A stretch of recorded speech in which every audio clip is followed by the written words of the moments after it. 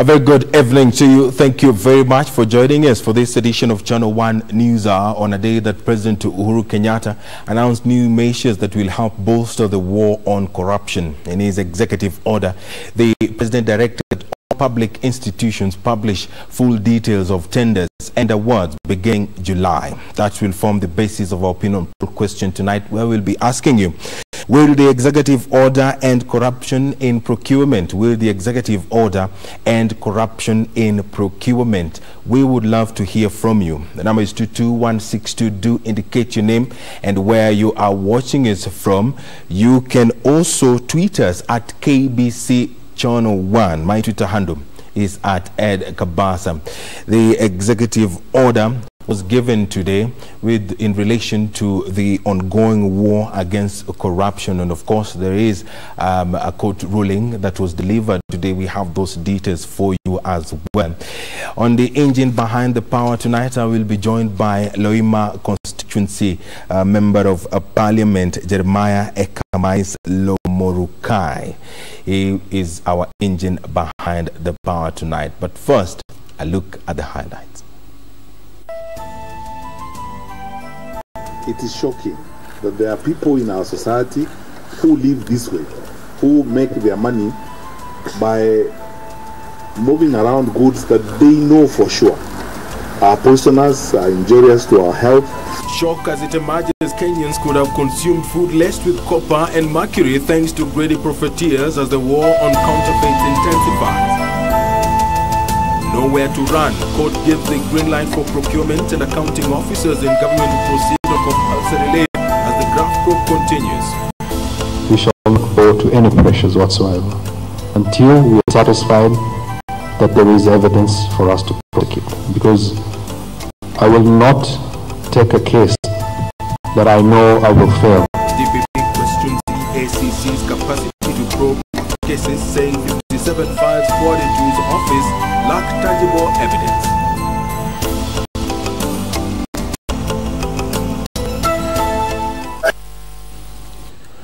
Once again, thank you very much for joining us for Channel 1 News. Of course, we do value your feedback. The big question tonight is, will the executive order end corruption in procurement? The number is 22162. My name is Edward Kabasa.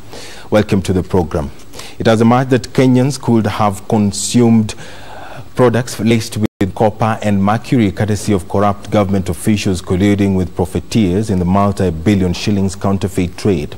Interior Cabinet Secretary Fred Matiang'i, who witnessed the testing of a consignment of sugar and cooking oil intercepted a week ago in Nairobi, said it was disappointing that traders and greedy individuals were operating with impunity, flooding the country with contraband goods, caring less about the Kenyan health, something he said must be stopped at all costs. It was test results that painted a grim picture of food products being sold to non-suspecting Kenyans.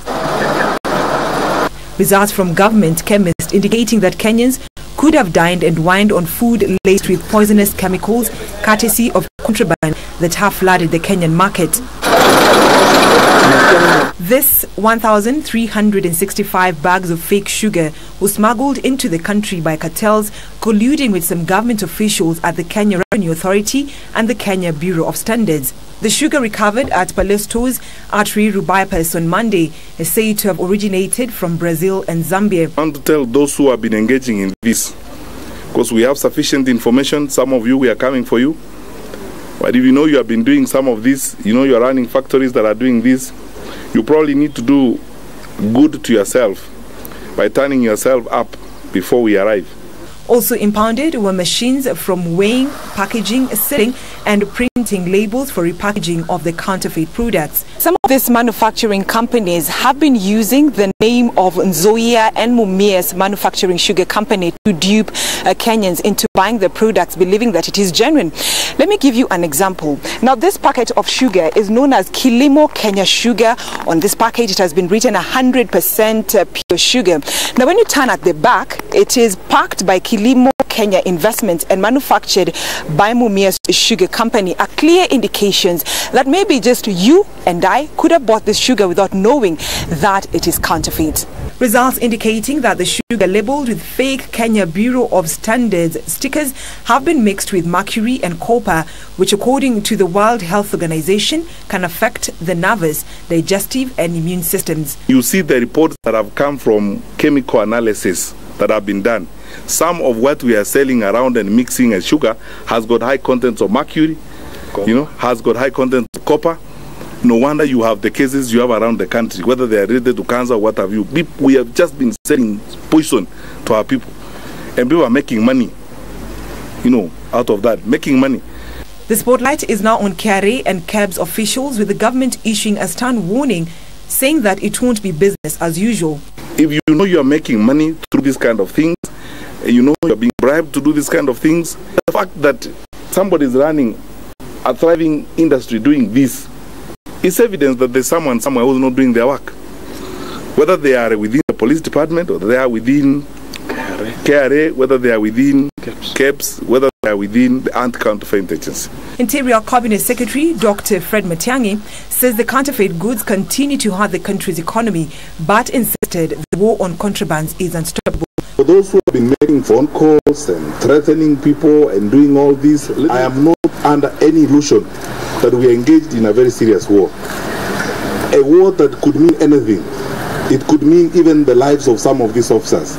And it could mean even the lives of some of us. Matiang'i said the government has made several arrests and more is to follow. Interior Cabinet Secretary Dr. Fred Matiang'i says that no one will be spared in the fight against counterfeit products in the country that has seen Kenya lose billions of shillings every year. Brenda Zadaradido reporting for Channel 1 News from Kiambu County. The vetting of procurement and accounting officers in public service will proceed as planned after the Labour and Relation Court dismissed orders seeking to stop the exercise. Justice Onesmus Makau ordered the affected officers to furnish the head of public service with all their requirements within 10 days. The government has stated that the vetting process will be done in strict conformity with the Constitution. Ben Chumba has that report for us. All government procurement and finance officers have no choice but to comply with the circular, requiring them to immediately hand over to their deputies and proceed on a 30 days compulsory leave for their vetting. The Employment and Labour Relations Court, while setting aside its earlier order stopping the audit, ordered the officers to comply with the requirements of the circular within 10 days by submitting their personal information to the head of public service, Joseph Kinyua.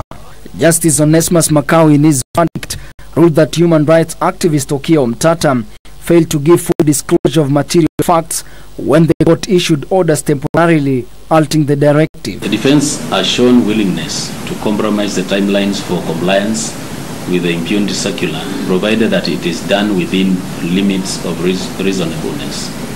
Indeed, the Solicitor General of the Republic of Kenya drew the present application on behalf of the Attorney General, attended court, and made the said undertaking on behalf of the government. I find that undertaking genuine and a gesture of good faith, considering the fact that the ex parte order was mainly to protect concerned employees from victimization through disciplinary action for failing to provide the required information within the short duration given by the impunity circular. According to Justice Makau, Omtata had to have informed the court that he had filed another petition against the head of public service, Joseph Kinyua, on similar matter. The court authorized the exercise, targeting the officers to proceed on grounds that the government has the right to send its employees on compulsory leave in order to vet them afresh. The orders coming barely hours after the government and the petitioner, Okiya Omtata failed to settle the matter out of court. The government is promising that the exercise will adhere to all applicable rules and the constitutional rights of the affected person. We are going as a government now to proceed with this process as authorized by the court, and I want to assure public officers and the public at large that this process is going to be conducted in strict compliance with the Constitution and the law. There is no witch hunt that is going to occur. Everybody is going to be given the opportunity to present the information that is required, and this will be done fairly and with respect to the fundamental rights of all the public officers. Ben Chumba, reporting for Channel 1 NewsHour.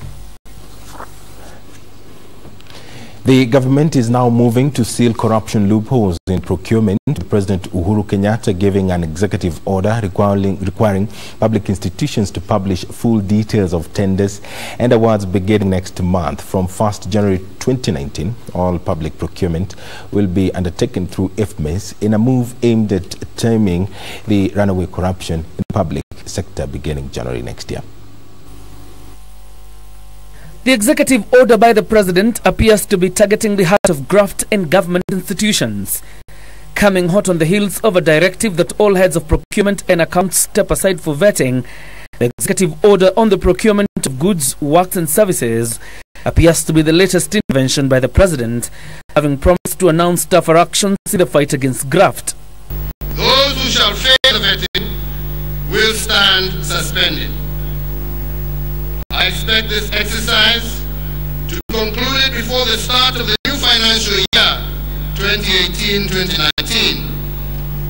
And in the coming days, you will hear of other tougher actions that will be taken by my government. Public institutions will be required to publish full details of tenders and awards from the beginning of next financial year, which is next month. The publication, according to the president, will allow members of the public to access information on items or services purchased, contract prices, and particulars of the suppliers, including owners, directors, and beneficial ownership. Public procurement will also be undertaken through the electronic platform of Integrated Financial Management Information System, IFMIS, beginning January next year. But with the scandals rocking NYS putting into question the integrity of IFMIS, President Uhuru Kenyatta has directed Treasury CS Henry Rotich to guarantee the integrity of the system and secure the seamless integration of all public procuring entities. The president warning that all accounting officers shall take personal responsibility for all procurements in their agencies and will be held personally accountable for resources under their jurisdictions. John Jacob Kuria, Channel 1 News. Thank you very much, JJ, for that report, which forms the basis of our opinion poll question tonight, where we are asking you, will the executive order end corruption in procurement? Will the executive order end corruption in procurement? I have seen a couple of text messages coming in. Keep sending them to us. The number is 22162. Do indicate your name and where you are watching us from. I will be sampling some of your comments later on. The investigative capacity of the Ethics and Anti-Corruption Commission was put into question when Director of Public Prosecution Nurdin Haji appeared before the Senate's Legal Affairs Committee. Haji admitted that he returned 57 cases back to the anti-graft body for lack of evidence to sustain prosecution in court. Senate's Legal Affairs Committee had invited the Director of Public Prosecution Nurdin Haji to give an update on the status of high-profile corruption cases when the Ethics and Anti-Corruption boss Halake Wako appeared before senators last week. He indicated the commission had forwarded 48 high-profile corruption cases for prosecution, 10 of them involving governors. The DPP telling senators that he has returned 57 files to the EACC after realizing they had evidence gaps. We will not go to any measures whatsoever until we are satisfied that there is evidence for us to prosecute, because I will not take a case that I know I will fail and thereby fail the Kenyan people. Among the files returned for more investigations include the Ruaraka land case, which 2 parliamentary committees investigated and established culpable public officials, and files of 9 governors out of 10 who had been implicated by the EACC. Senators expressed their dissatisfaction with the performance of EACC, entertaining the idea of disbanding the commission and embedding the Directorate of Criminal Investigations with the Directorate of Public Prosecution. Wouldn't it then make more sense that these investigators should really be under the DPP or work in that office versus the 2 different agencies? If only 1 out of 4 governors you have approved prosecution, it means the level of success of investigations is only 25%. I am persuaded that you actually do not need EACC to successfully prosecute corruption in Kenya. If you refer to Section 23 of your Act, it says you shall have the function of carry out any necessary function incidental to instituting and conducting criminal prosecution. The words incidental to instituting, in my humble view, is investigation. But shortly after the parliamentary session, Nordin was to jointly hold a press briefing with officials of EACC when they appeared to strike a reconciliatory tone. I have not said that there's a capacity problem or, investigative inability within the EACC. What we acknowledge is we all have challenges. Can you also paint some level of a positive picture of the work that is happening in this country? The justice chain has so many players. The Director of Public Prosecution, however, wants Parliament to look at proceeds of crimes and anti-money laundering law and introduce more punitive measures against banks that fail to report bulk withdrawals. Kevin Washira, Channel One News. Thank you very much, Kevin Washira, for that report. And a quick reminder of our opinion poll question tonight. We are asking you, will the executive order end corruption in procurement? This follows an executive order issued by the President today, requiring that all public institutions publish full details of tenders and awards beginning July. I have a couple of text messages here. This is from Nicodemus Situai from Molo. You're saying, what happened with the IFMIS? Was it not meant to curb corruption? God forbid. Why not engage lifestyle audit of the suspects or all public servants? Thank you very much. I have another one here. You're not leaving your name, but you're saying no, you can't cut branches and expect the tree to die. Keep sending us those thoughts. The number is 22162. And also remember, our engine behind the power tonight is Loima constituency member of Parliament Jeremiah Ekamais Lomorukai. Quite a mouthful there. He will be joining me in a couple of minutes, but don't go too far. This is Channel One NewsHour.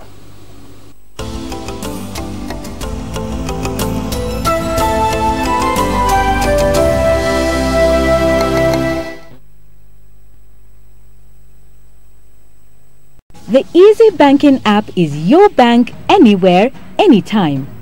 Everything you do at the bank is on Easy Banking app. You can use the app to send money, pay bills, buy and pay for goods and services, access easy loans, check the status of your account, save for future goals, and so much more. And now you can enjoy an even better banking experience with the just updated Easy Banking app. Loaded with a great suite of powerful features, so you're always in control of your banking lifestyle wherever you are. Download the Easy Banking app from Google Play Store or App Store and link your Equity Bank account. If you do not have an Equity Bank account, open one hapo from the app. Easy Banking. Experience convenience in life. Unakuja hapo unaingia hapa ni kama kwako. Wewe ni watch hizi jua Mr. Njogona. I want you to finish this job by tonight. And if you cannot finish, you can as well consider yourself as having lost your job. They killed my uncle Alex, and now they're after my mom. Wait. Have you killed her yet? Because her phone is not going through. I've got absolutely no idea who you're talking about. I'm wondering why you're still breathing. Jaribu. Jaribu kumguza, utajua mimi ni nani.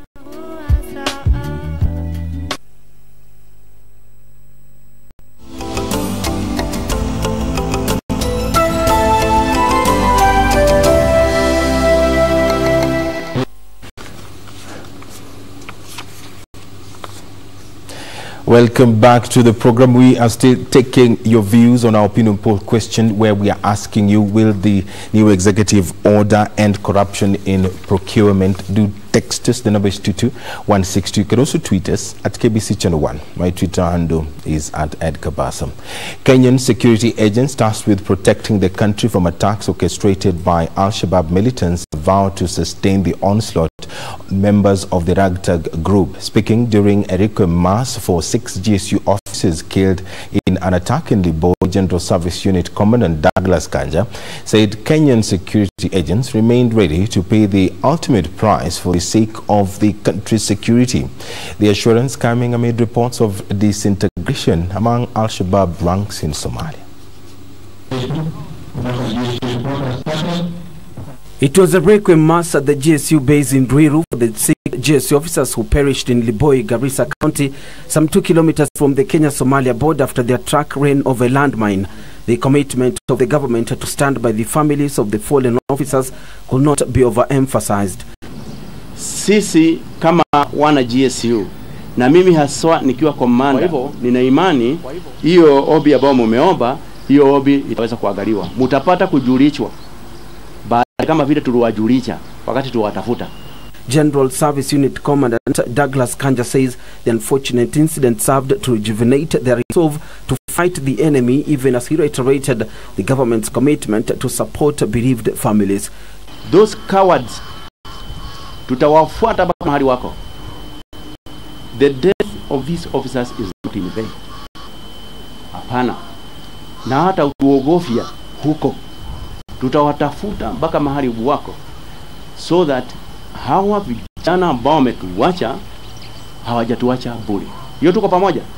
2 of the 3 other officers who were injured in the attack have since been discharged, one still recuperating.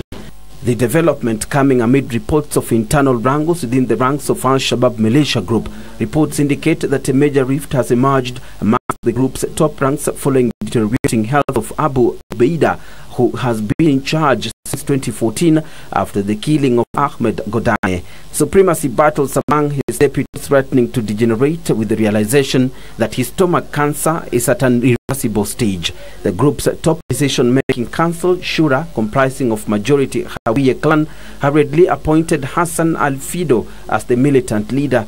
The move has reportedly angered majority of the fighters belonging to Darod clan, who felt should changed, contrary to the expectations that head of intelligence Mahata Karate would assume the leadership. Karate is said to be mobilizing his troops ready to overthrow Ali Fido should he attempt a takeover from Abu. And in other matters, a number of investors in the gaming industry are protesting the manner in which the Ministry of Interior is conducting crackdown on the establishment. Under the Amusement and Gaming Society of Kenya, the group wants Interior Cabinet Secretary Fred Matiang'i to stop what they term as illegal crackdown on their machines and businesses, claiming they have incurred huge costs on importation of the machines besides paying taxes to the government. The group has petitioned Parliament and the Office of the Deputy President to come to their rescue, claiming the crackdown is in contravention of a court order.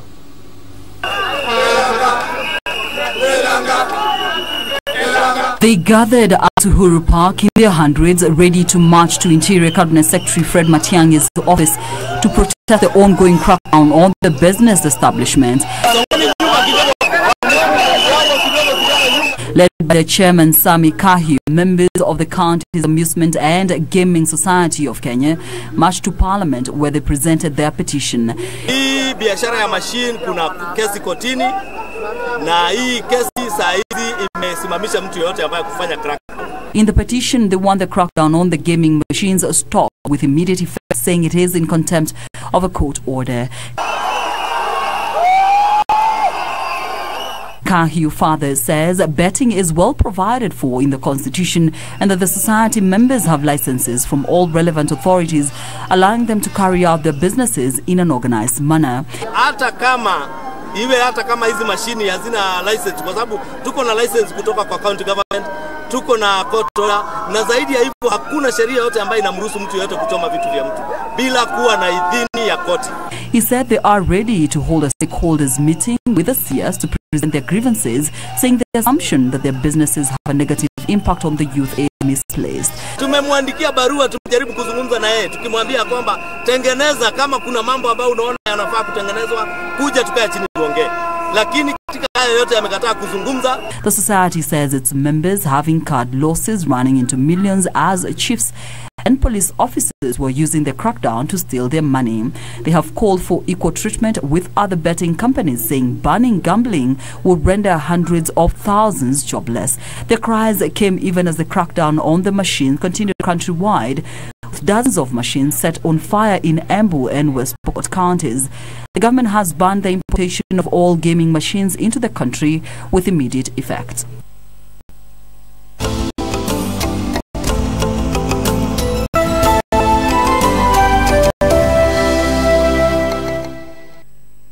Welcome back to the bulletin. Right now, I am joined by Loima Constituency Member of Parliament, Jeremiah Ekamais Lomorukai. You know, every time I say that name, I have to refer because it is quite mouthful.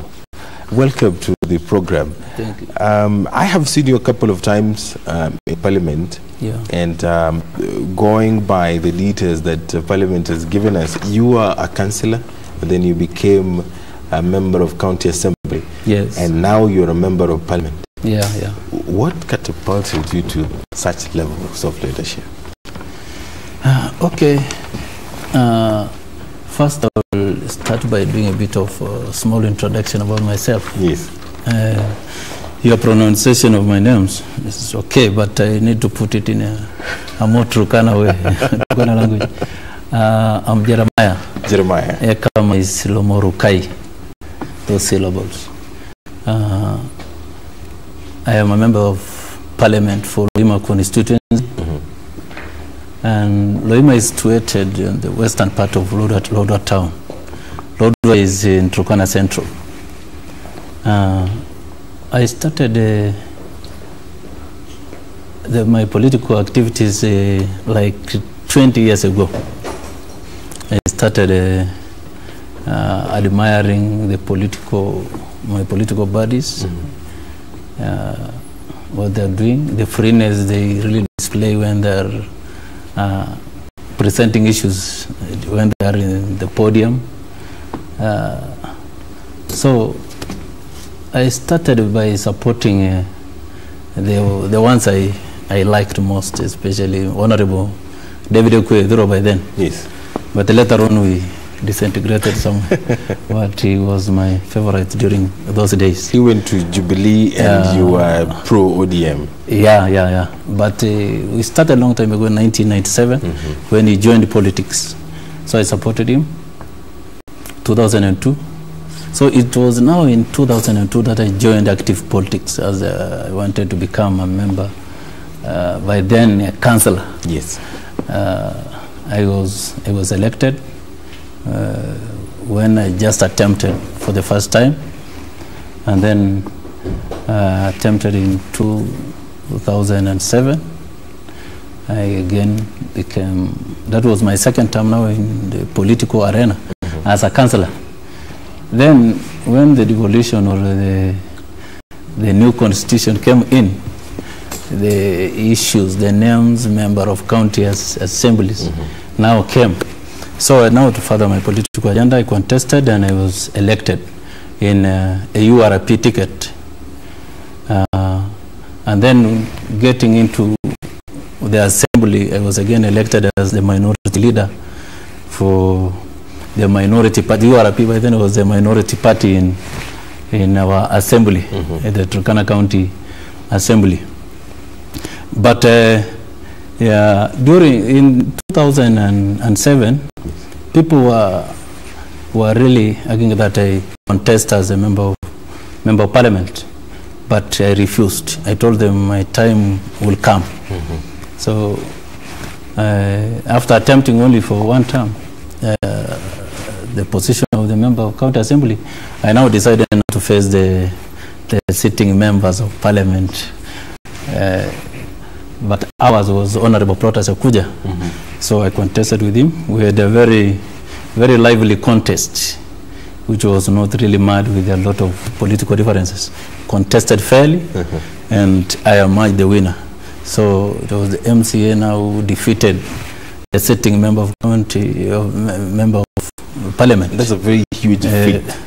So I think that is why people now learned this is a serious politician, because I was able to strangle a sitting member of parliament. And apart from being a leader, a politician, you also did counseling in school. Yeah. You have a degree in Bachelor of Arts counseling. Yeah.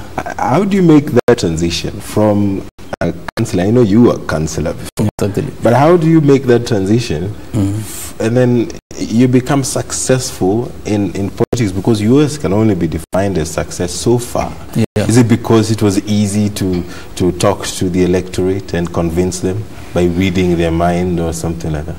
You see, after completing my secondary education from Lord High School, immediately I got into, most of my colleagues started by getting employment, the registration of persons that was in 1995, December. That is the time we were employed. So I took that time really I was studying between events. Between work, I was working as well as now trying to study. So, but I got into politics before even getting into the counseling part of it. But because I had some Christian background, I admired getting into or taking a career that will build my virtue, really even being a Christian, or even becoming a leader who will lead by example through a composition that is built through some very hard Christian values. So I took the counseling course really to mold my knowledge of really treating people with a lot of concern, a lot of love, and a lot of passion. So did you like deal with groups or you just deal with individuals? Yeah, exactly, dealing with groups. Yeah. So that is, you see, in counseling, counseling you deal with even those mentally incapacitated people, and if I try to compare it with the political scenario, you see, politics is a very they say it's a very dirty job. But if you have that course, and here you meet a variety of people, others who are really rough, who can abuse, who can really use so many things to attack. You can even meet some mentally disturbed people. But if you have if you have studied the psychology part of it, you will be in a position to know how to handle every single person who comes across you. So that's really helped me. So it's not just lawyers who can do politics the way we are accustomed to. Councillors can also do it. In Kenya, we see a lot of lawyers really getting into the political arena based on they practice how to really talk every time and tackling people. But there are even other careers which can also do better than the law. Now let's connect your profession as a councillor and the war against corruption, because that's the in thing right now. That's what people are talking about. If you were to use your counselling in the war against graft, how would you approach it? Okay, corruption, though it's a very complex situation in Kenya, but as a councillor, you see, in counseling, you do a bit of really coaching or even doing a lot of instruction to change somebody from those dirty habits so that they become better people. So even in the political, in the corruption field, I think a councillor can use its tactics of really changing even the drug abusers to becoming better people, by really giving them a lot of hints. You see, if you are corrupt, to me you are like a drunkard. You are an habitual drunkard. So you need a lot of advice. You need to be inducted and told the consequences of really getting into a corrupt world. You can use that same induction to change that person and bring him back to a better person, where that person can learn how to do his own things, like the economical activities, to produce things of your own, using your own energy, using your own time, because time management can lead you into really doing better things, and you leave those other dirty things. I think that is the kind of tactic you can use even to help the corrupt people, especially in Kenya. Yeah, I'm sure the word will reach the president, and probably he's going to do something about it. But let us talk about Loima constituency briefly. A couple of weeks ago, you stood before the House, and you were talking about the water situation in your constituency, and asking the House to push the government to do something about it. What is the status now? Okay, I raised a petition based on what I knew about my constituency. You see, leave alone even my constituency, Turkana County entirely has water shortage problems. Coming to my constituency, this is a constituency, I think, because you are a journalist, you must have really read a lot of researches that have been carried out by some organizations or even individual people. Loima constituency rates number last even in the literacy rates. That was really researched by an organization called West Organization. So my constituency has a lot of challenges. It doesn't have water. There are no boreholes. There are no dams. And we rely so much on pastoralism, and that is our backbone, the backbone of our economy as the people of Loima constituency. And based on the fact that Turkana County falls on Asal regions, so my constituency is a dry one, obviously. People cross from Loima and go to the other side of our neighbor country, Uganda, to go and look for pasture and water. That must be really hard. So when you cross to the other side of Uganda, you can really get a lot that government is doing for our people. Really, you can get there so strong dams, like the one at Tomoroto called Kobebe.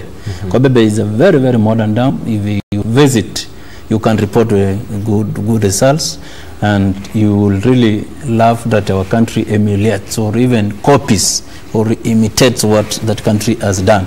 But when our pastoralists, during maybe when there is antagonism between them and the people of Uganda, over maybe the issue of grass again, or the pasture, water, when they want to cross this side, our livestock now will suffer a lot, because they are unable to get any bowl anywhere, any dam for the livestock and even for the domestic use. Have you approached the county government? Because I come from a county where at least the county government is trying to do something about water. Yeah, we just mentioned that I was a member of county assembly in Turkana, Turkana County Assembly. If you get into that assembly and really ask them what I was really pursuing to do when I was there, I brought a lot of motions urging the government to really deliver by giving the people of Turkana a lot of water. That to me was the priority of the people of Turkana, water.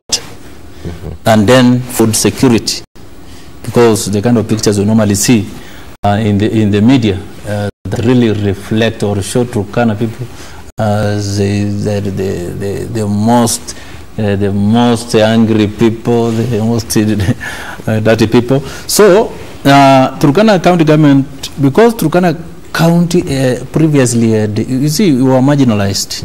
So our problems could not just be removed by an attempt to utilize the 10 billion that the exchequer was really giving us. We had so many problems to tackle. One, we needed to employ our people. Number two, we needed also to ensure that our ministries run, so we provide a bit of the recurrent expenditure, and then we now try to share the remaining amount of money to water, health, to the livestock activities, to fisheries. Then you find that this was really a drop of water in this money. When people really pronounce, sometimes I hear them say Turkana is the leading, getting a lot of money. But if you go and you equate that money with the kind of problems we had, it cannot really. So when one dam was put somewhere in KBC, it's not even yet complete, and another one in Turkana West, Loima was still waiting to get a dam. Up to now, we don't have one. So let me ask. I know that the oil has been discovered, and right now it is being drilled, and it is going to change the lives of the Turkana people. Do you see a situation where a lot of that money, if not so much, is going to be taken to Loima to do the kind of projects you're talking about? Projects that are going to ensure that the people of Loima constituency have water? You see, oil issues normally come with a lot of disadvantages. I know. Or challenges. They say we have Turkana County government of the oil. You see, the oil resource is a national resource. That is where a lot of the share of the oil has gone to the national government. And they say they have given the community where the resource has been found 5%, and then the county government 20%. But one thing I have not yet up to now established, yes, it is 20% for Turkana County, or 25% per se. But I am unable to really know how much is, if you quote in terms of now money or cash, how much is it that is coming to Turkana County? Is it 162 billion? That was our expectation when we were talking about the issues of oil. Is it now 2.9 billion? I hear there are things I'm hearing from the blues that we may be getting 2.9 billion from the 25% that we'll be getting as a county government. If it will be that 2.9 or 3 billion, still that oil will not help the Turkana people. We really needed a higher percentage so that we get a lot of money, maybe even 10 billion, similar to what we are getting from devolution. That would have helped a lot. But I am pessimistic about really what this oil will do to the Turkana community. What the people like now, where the oil has been found, Turkana East and Turkana South. You see, the people are now saying, the 5%, we want that money to be put in our ATM cards, all of it, so that we realize the benefit of the allocation. But the president, when he challenged them at Lokichar, he was saying, if you really want to put all that money into your stomach and fail really to deliver into other activities such as water, maybe health, and many others, then you as Turkana community will just remain the way it was. Then finally, so we expect we are really expecting less in terms of really improvement of our lives as Turkana people. And finally, the 12th Parliament, a lot of expectations are there. We have the 2/3 gender bill, and we also have the war on corruption, which we have already talked about. As a member of Parliament, first term MP, what legacy do you want to leave should you go for just that one term? In less than 1 minute. Okay. I think the Africa has really brought some positive results in handling these issues of corruption. I've seen President really speak out loudly against the corruption or the corrupt persons. I think my expectation as a member of parliament for Loima, who is now sitting for the first term in parliament, I expect that by the end of 5 years, through the spirit in which I'm seeing the president really pushing things, with the help of the opposition party, where I really belong, I am a member of ODM, I expect really to see corruption reducing. We can't finish corruption in Kenya. You see, His Excellency Obama said it is the corruption in Kenya has taken a complex shape, maybe like that of amoeba, to an extent that it's difficult really to really manage the issue of corruption in Kenya. But if we go in the spirit that our president really now showing, I think we expect to reduce this corruption and also reduce the number of the corrupt persons, because you see there are more the tycoons in Kenya are those corrupt people. Most of the people, most of the rich people in Kenya are corrupt. So if most of these cartels are really if we try really to tame them and arrest some of them, so that some of this money is really brought back into the Gulf government, I think Kenya will really achieve a lot. So my expectation that we will reduce this corruption completely. Thank you very much, Honorable Jeremiah. I'll not. But the security issues we need to touch on. All right, of course. That is a discussion that we can have tomorrow. Okay. The budget is being read tomorrow, so I will look for you. Yeah, exactly. Okay. Thank you. And right now we are crossing over to the business segment. Caroline Jenga is in studio.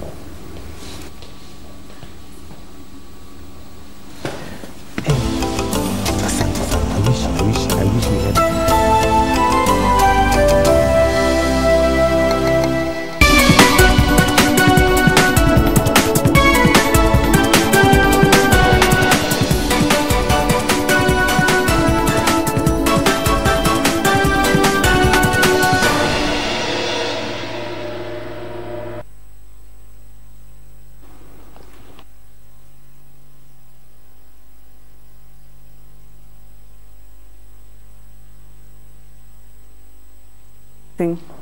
Well, thank you for joining us on KBC Channel 1. The time now to take a look at the latest in business. My name is Carol Jenga. As the National Treasury Cabinet Secretary Henry Rotich unveils the 3.074 trillion shillings 2018-2019 budget, focus will be on how the record budget would be financed.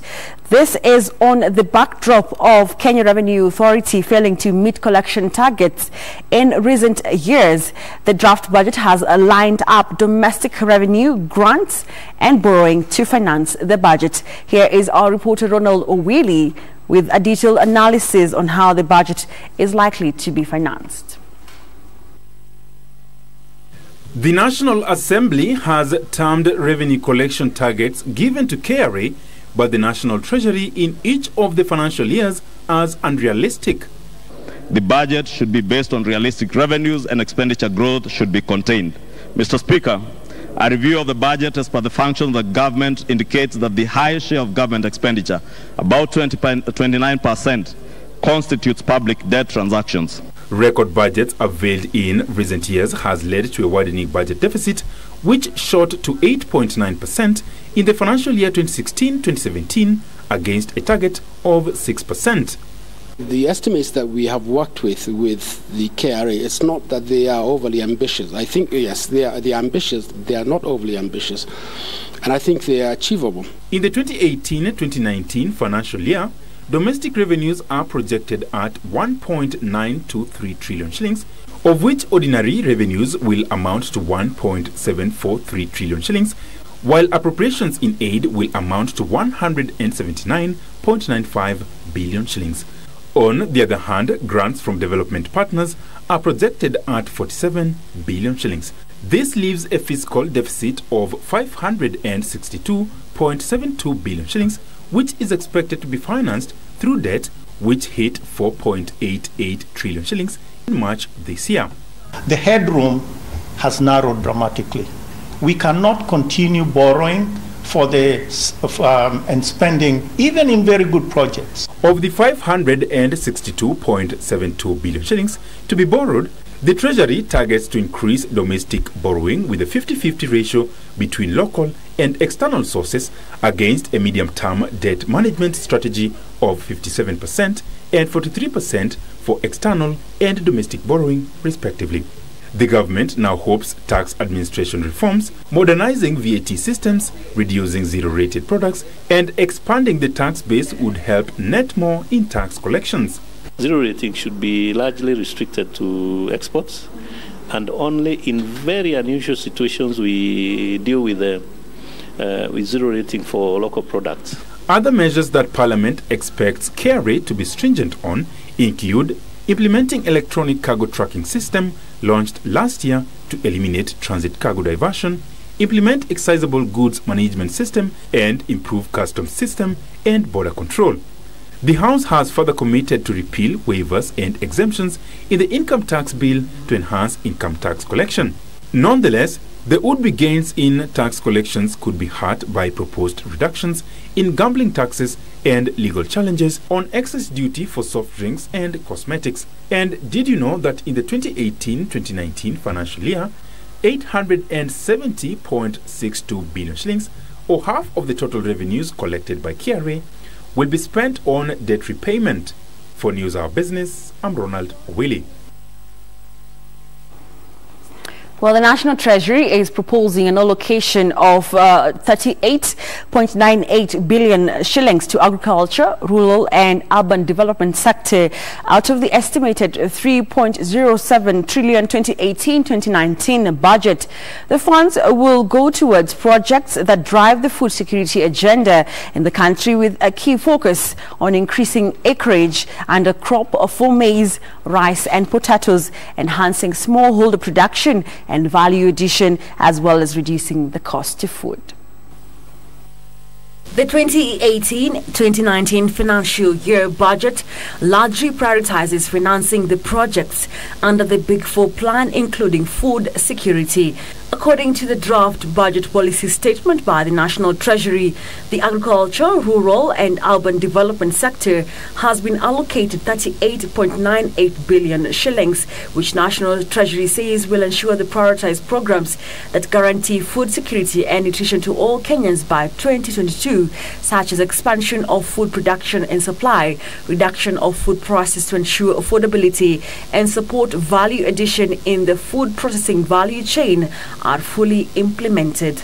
The budget policy statement says that expansion of food and agricultural production will require an increase in the fertilizer subsidy initiative to reduce the cost to farmers and support to smallholder agricultural irrigations by constructing large-scale dams. Experts, however, opine that the programs do not support sustainable, ecological and socio-inclusive food systems in the country to effectively solve food insecurity. I guess I question the Big Four agenda, which is difficult to say, because I really think it's really focusing a lot of attention on large-scale, big agriculture for market export, and I don't think that is responding to the needs of a feed thyself first policy, or really at this time responding to the most urgent need, which is for Kenyans to be able to access food. And focus on increasing production, reduce your post-harvest losses, so what you produce, make sure that you don't lose it. Focus also on restarting our extension services, and then lower the cost of production. An estimated 17.97 billion shillings will go to numerous irrigation projects from across the country. Of this, an estimated 9 million shillings will go towards Bora irrigation scheme. 2.3 billion shillings to Atumwaya Irrigation Scheme, 615 million shillings to Galana Kulalu Irrigation Scheme, 2.3 billion shillings to National Expanded Irrigation Program, 280 million shillings to Community-Based Irrigation, and 220 million shillings to Smallholder Irrigation Program. Experts also called for increased budgetary allocation to the sector from the current 8% to 10%. We need a lot more in both agriculture itself, but also supporting areas like feeder roads, food storage, reduction of post-harvest losses. The government is targeting to lower the cost of food as a percentage of income from the current 47% to 25% by 2022, and also eliminate multiple taxation across counties in the agricultural value chain. It also wants to raise agricultural exports from 16 to 50%, increase agricultural SMEs to 1 million from the current 200,000, and create 4.5 million jobs from the sector from the current 500,000. There are plans to increase maize production from 60 million bags to 67 million bags, rice from 125,000 metric tons to 400,000, and potatoes from 1.6 million tons to 2.5 million tons by 2022. Well, the budget will be tabled tomorrow at 3 p.m. in Parliament. Kindly tune in to KBC Channel 1 as we bring you live coverage. And our hashtag for tomorrow is Budget KE 2018. Budget KE 2018. My name is Carol Jenga. Edward Kabasa is up next.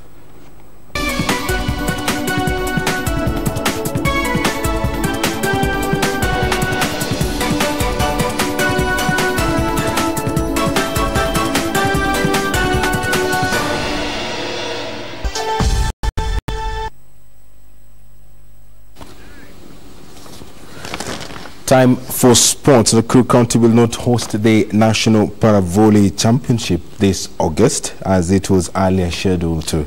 The federation has moved the games to Kitui County, citing lack of facilities in Nakuru. Paka came into the match knowing a win would help them leapfrog Mathare to second position and keep the pace with current league leaders Gor Mahia. Former Ulinzi Stars hitman Stephen Waroro wasted 2 clear-cut chances for Batoto Bamungu in the opening minutes. The only scoring chance for FC Leopards in the first half fell to Jeffrey Owiti, who could not compose himself in front of goal. The match went into the breather goalless after both teams failed to get the breakthrough. Former Western Steamer forward Brian Marita scored the lone goal for Ingwe in the 84th minute. Well, there is a chance and it's in the net! It is that man, Brian Marita! It was all about the chances. The team that utilizes the chances comes out as the winners. We had our chances, we missed. So Ingwe got their chance, they used. So that is the difference. The whole game we create so many opportunities. We fight like leopards and we play beauty like leopards. Well, in other matches, defending champions Gor Mahia trounced Wazito FC 4-0, Kariobangi Sharks defeated Nzoia United 2-1, while Kakamega Homeboys forced a 1-0 draw against host Ulinzi Stars. Karanja David for Channel 1 Sports. And that was the Kenya Premier League midweek fixtures. I will take a look at that Nakuru County story again, where Nakuru County will not host the national. Earlier schedule to the Federation has moved the games to Kitui, citing lack of facilities in Nakuru. It's only a month and a few weeks now left before National Para-Volley Championship kicks off in Kitui County this August. Players drawn from teams in different counties will be seeking a slot in the national team when the trials will be held in Kitui County. The Kenya Para-Volley Federation has moved the trials to Kitui since Nakuru County does not have enough facilities to cater for the games. Nakuru sitting volleyball team will field a total 24 players during the trials. Kazi yetu sisi ni kutrain na barua ikishafika kule kuna wenzetu ambao watafanya follow up kama ofisi. County kama watatusaidia tutashukuru zaidi. Hiyo ndio kitu muhimu, lakini juu yetu sisi ni kutrain.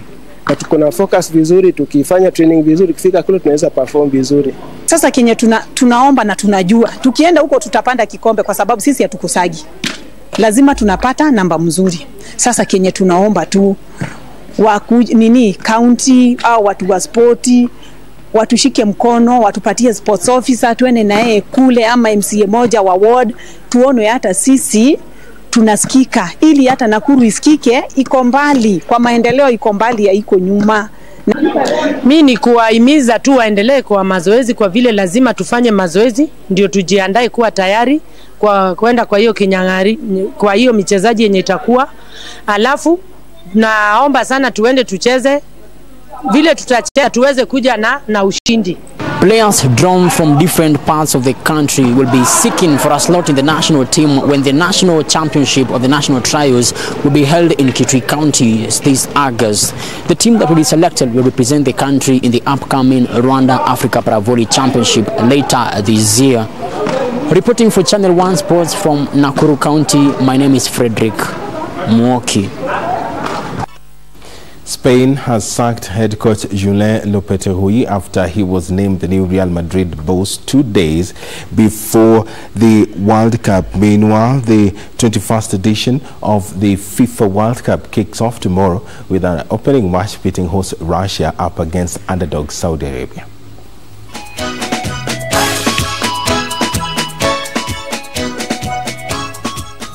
Russia have won just 6 of their matches since they were knocked out of Euro 2016. They have only beaten one team who are present in this World Cup since November 2015. They have lost 8 of their last 14 matches against teams who have qualified for the 2018 World Cup, winning once against South Korea. Saudi Arabia heads into this match after a splendid performance in the most recent warm-up friendly, limiting a full-strength Germany side to a 2-1 win. The team had thrashed Peru by 3-0 and had lost 2-1 to Italy. The only previous meeting between these two nations ended 4-2 to Russia back in a 1993 friendly clash. Top scorer Mohamed Al-Salawi is likely to start up front for Saudi Arabia as he looks to add to his 28 goals in 40 appearances. The World Cup, which brings together 32 teams, is scheduled to end on 15th of July, where Africa is represented by Nigeria, Senegal, Egypt, Morocco and Tunisia.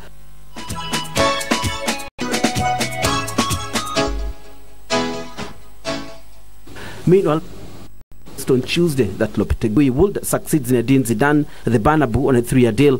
Lopetegui became Spain coach in 2016 following Vicente Del Bosque's retirement and remained unbeaten through his reign. Spain won 14 of 20 games with Lopetegui in charge, drawing the remaining 6. It has been claimed that senior players including Captain Sergio Ramos fought for Lopetegui to remain in charge for the duration of the World Cup. Spain begins their World Cup against